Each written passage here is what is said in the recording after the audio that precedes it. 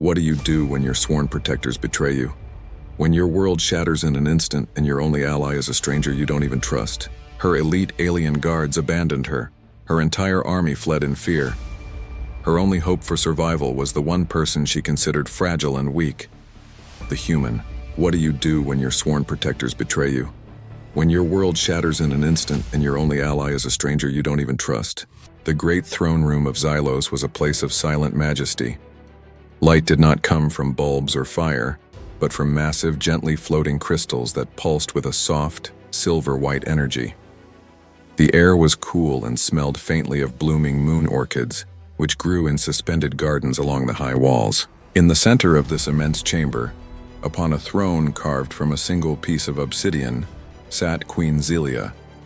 She was grace and power made real, her form tall and slender, her skin the color of twilight, and her large, intelligent eyes holding the wisdom of 1,000 years. Surrounding her throne in a perfect, intimidating circle were the Praetorian Guards. They were the finest warriors of their race, each standing over 7 feet tall, their bodies encased in gleaming ceremonial armor that was as much a work of art as it was a tool of war. They were living statues, unmoving and silent, their loyalty to the Queen said to be unbreakable. They were the pride of their species. And then there was Sergeant Leo. He stood near a communications console away from the guards, looking profoundly out of place. He was human. His uniform was practical and gray, not ornate and silver. He was not tall and slender, but of average height and solid build.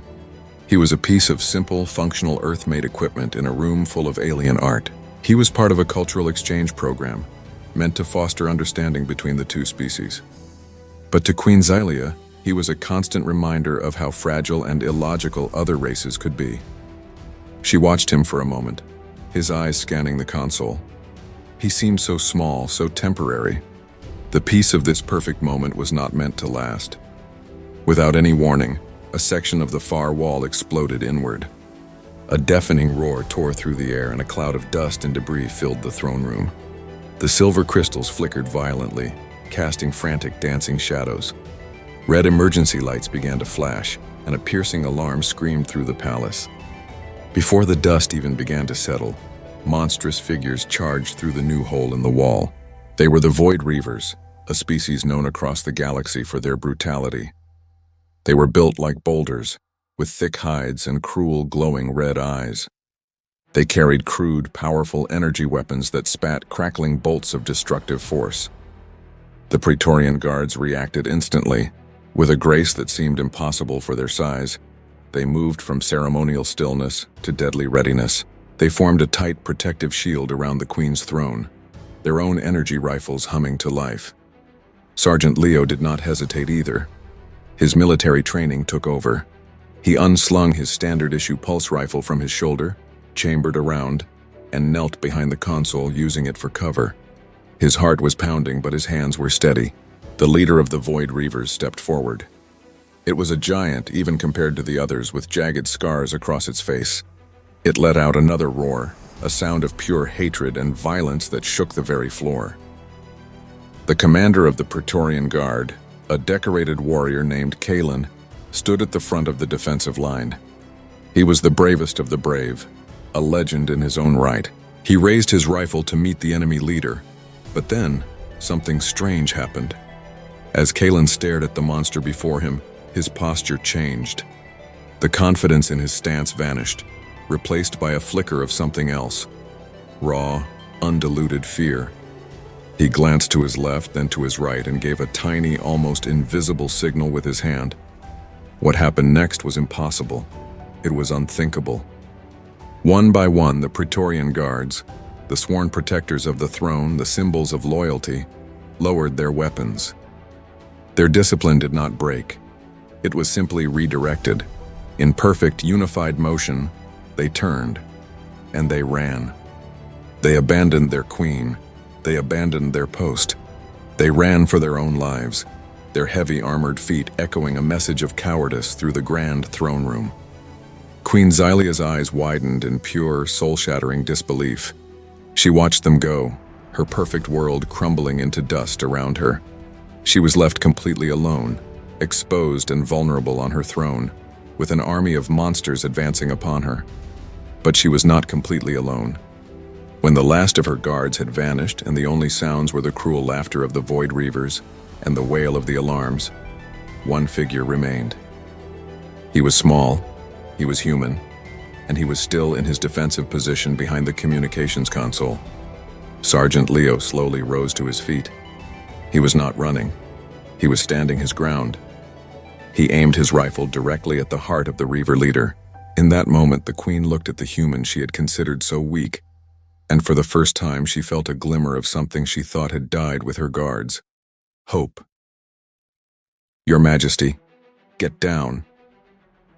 Leo's voice was sharp and clear, cutting through her shock. He didn't wait for her to obey. He fired a burst from his rifle, not at the leader, but at the ceiling above the invaders. A heavy crystal fixture shattered, raining down a shower of sharp fragments that caused the Reavers to roar in surprise and shield their eyes. It was the only distraction he needed. He rushed forward, grabbed the Queen's arm, and pulled her from the throne. She stumbled, her regal composure gone. "This way," he yelled, pulling her towards a small, unassuming service door hidden behind a tapestry. Blaster fire erupted behind them, scorching the ancient stone where they had been moments before. He shoved her through the door and into a dark, narrow corridor, then fired another volley back into the throne room to keep the enemies' heads down. He slammed the heavy door shut just as a massive fist smashed against it from the other side. The door shuddered, but it held, for now. They were in a dark, tight space. The only sound was their own heavy breathing and the terrifying rhythmic banging that had started on the door. Thump, thump, thump. The monster on the other side was trying to break through. They were trapped. The story had just begun. The darkness inside the small storage room was thick and suffocating. The only sounds were the desperate gasps of their own breathing and the relentless, deafening banging on the other side of the door. Thump, thump, thump. Each impact shook the metal frame, sending vibrations through the floor. It felt as if the monster outside was trying to punch its way through solid steel. Leo's mind raced. The door wouldn't hold forever. "We have to block it," he said, his voice a harsh whisper. His eyes scanned the small space, searching for anything they could use.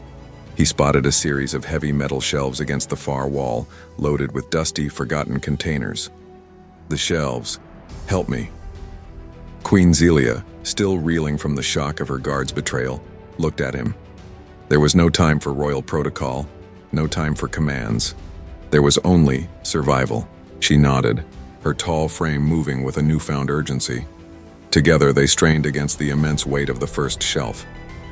It scraped against the stone floor with a groan, the sound lost beneath the pounding on the door. It was heavy, designed to hold engine parts not to be moved by two people. Leo's muscles burned with the effort, and he could hear the Queen's labored breathing beside him. With one final desperate shove, they managed to wedge the shelf against the door. The banging continued, but now the door only shuddered instead of threatening to break.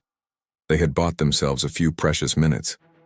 They leaned against the wall, catching their breath in the tense silence between the impacts. It was in this silence that the Queen finally spoke, her voice steady, but filled with a deep, chilling confusion. The Praetorians. They swore a sacred oath to protect the throne with their lives. It is the foundation of their existence. She turned her head, her large eyes finding Leo in the gloom. "Why did you stay? You are not of my species. This is not your world. It was not your duty." Leo wiped a trickle of sweat from his brow with the back of his glove. He looked at the powerful, regal being beside him, who was now just a frightened person trapped in the dark, and gave the only answer he knew. "With all due respect, Your Majesty," he said, his voice earnest and clear. "Where I come from, we have a simpler rule. We don't leave people behind. Especially not when they're in trouble. That's the duty." His words hung in the air, simple yet profound. For Queen Zelia, whose entire life had been governed by complex rules of logic, honor, and ancient tradition, this human's philosophy was both baffling and deeply moving. Her guards had followed their doctrine. a cold calculation that their own survival was more important than hers. This human, a stranger, operated on a principle of simple compassion. In that moment, her perception of his fragile species began to change forever. "The passage," she said suddenly, her voice filled with a new resolve. "There is another way out. An old servant's passage behind these shelves. It hasn't been used in centuries." Working together again, they cleared the remaining containers from the back shelf and found it, a section of the wall that looked just slightly different. The Queen pressed a sequence of stones, and with a low grinding sound, a dark, narrow opening was revealed. The air that flowed out was stale and ancient. Without a word, they slipped inside, just as a final, thunderous crash from behind told them the main door had finally been broken down. The passage was tight and claustrophobic. They moved in single file, Leo taking the lead with a small tactical flashlight from his belt, its beam cutting a sharp white line through the absolute blackness. The Queen followed close behind, her knowledge guiding them through the maze. "Turn left here," she would whisper. "This path leads downwards." They were a team now, bound by necessity. Her knowledge of the palace was their map. His tactical awareness was their shield. After what felt like an hour, they emerged into a wider tunnel, part of the palace's old ventilation system. It was here they heard the voices. They were guttural and harsh, the sounds of a Void Reaver patrol. Leo immediately motioned for the Queen to get back, holding his rifle at the ready. But the Queen put a hand on his arm, stopping him. She pointed down a side tunnel. "The steam ducts," she whispered. "They can be manually vented from that control panel." While Leo watched the approaching lights of the patrol, the Queen hurried to an old rusted panel on the wall. Her slender fingers, usually adorned with rings, worked deftly to pry open the cover. She began to turn a large rusted wheel.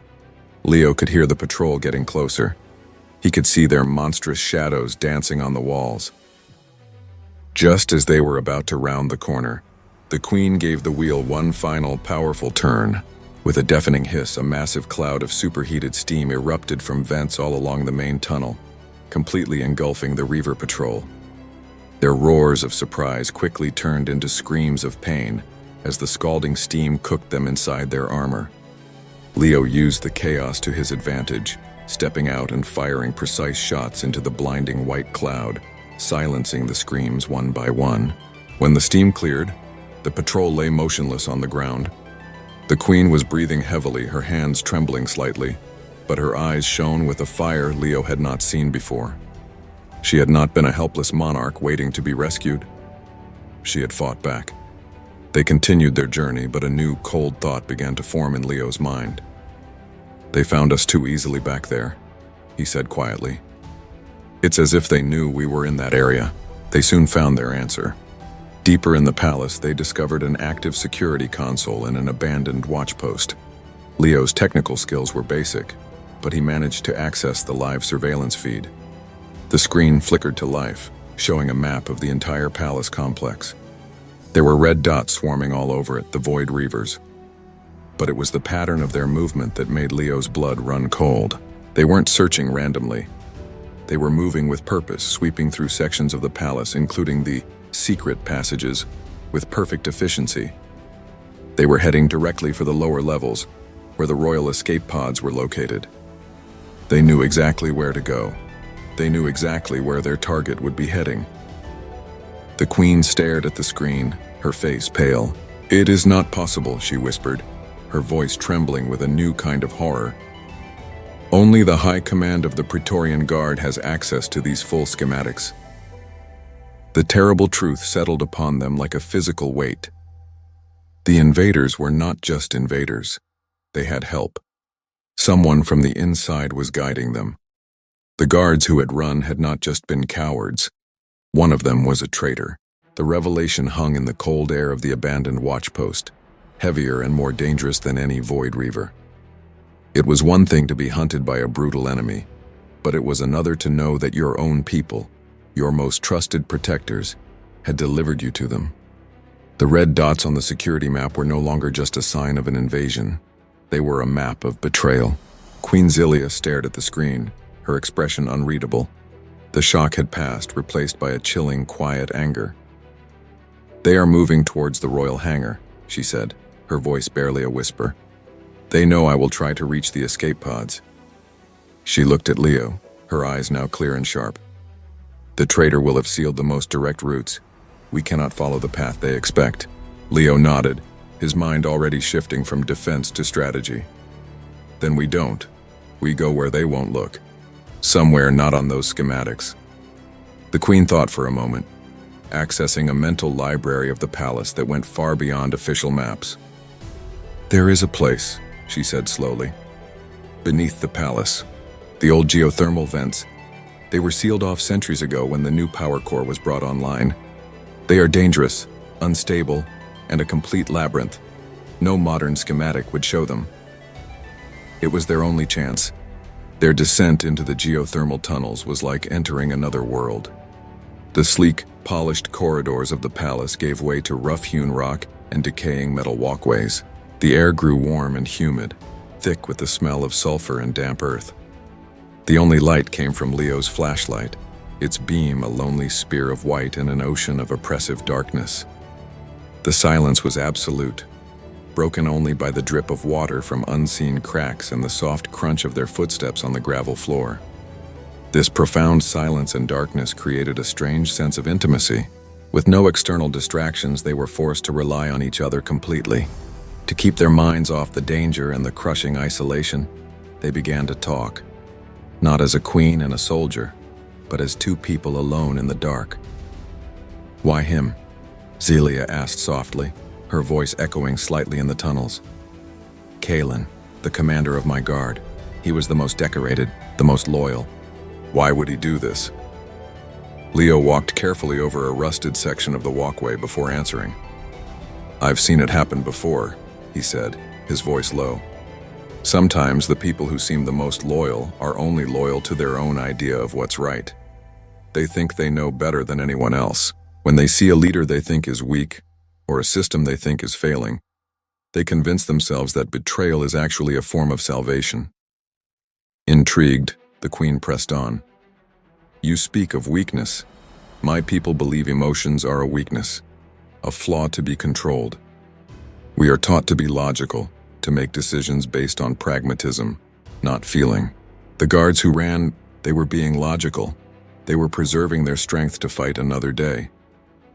"Maybe," Leo conceded, "but logic doesn't build loyalty, ma'am.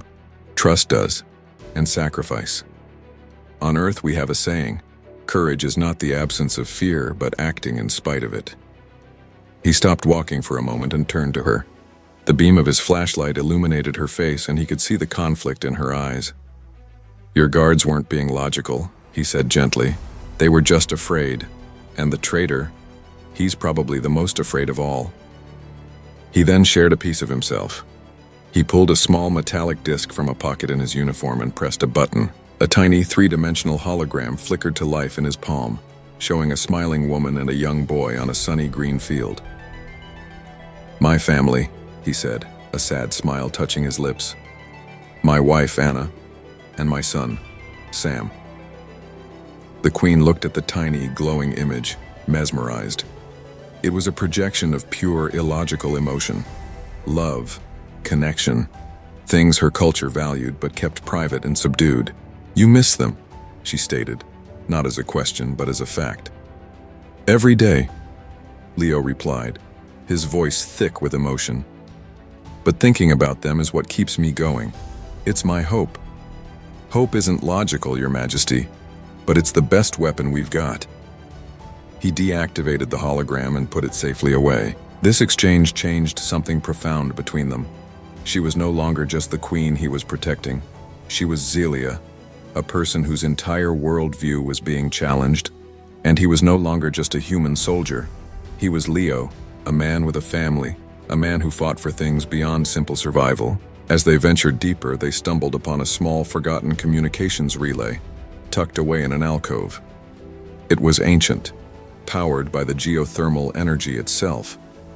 Hope surged.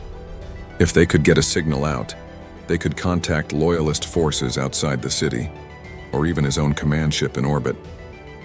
Leo began working on the console, his fingers flying across the dusty controls. The machine whirred to life with a low hum. A static-filled screen flickered on. "I'm getting something," he whispered, his face tense with concentration. "A very weak signal, but it's there." Suddenly, a loud screech of metal echoed from the tunnel behind them. They were not alone. A group of Void Reavers, their red eyes glowing malevolently in the dark, had found them. They must have been patrolling the deeper levels. Leo spun around, his rifle ready. "Get the signal out," he yelled at Celia. "I'll hold them off." He opened fire, the bright flashes from his pulse rifle illuminating the tunnel in stark, violent bursts. But as he fought, a new, more terrifying sound reached them. It was the distinct humming sound of a Praetorian Guard's energy rifle. Standing behind the Reavers, his silver armor now seeming like a mockery, was one of the guards who had fled the throne room. He was not running anymore. He was hunting them. The traitor had sent his own people down into the darkness to finish the job.